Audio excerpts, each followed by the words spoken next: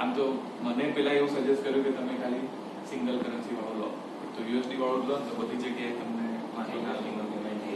હા payment direct થઈ જાય. તમારે ત્યાં વિડ્રો કરવા હોય, હા તમે ત્યાં એટીએમ માં જવાનું, કાર્ડ આપવું, એટીએમ માંથી નાખો, $4 છે, તમે એમાંથી ધારો કે જેટલા બી વિયેટનામીઝ તમારે જોઈતા હોય, ધારો કે $10 ના 100 થતા હોય અને તમે 10 કર્યા છે તો સીધા 1000 આવી જશે.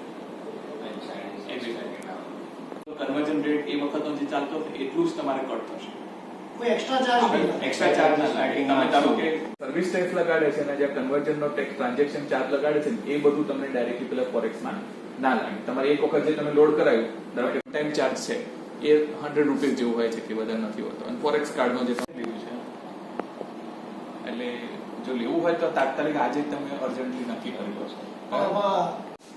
ટેપ બરાબર છે, પણ ત્યાં આગળ બધી જગ્યાએ ફોરેક્સ કાર્ડ ચાલુ બી જોઈએ. ના ત્યાં ચાલશે.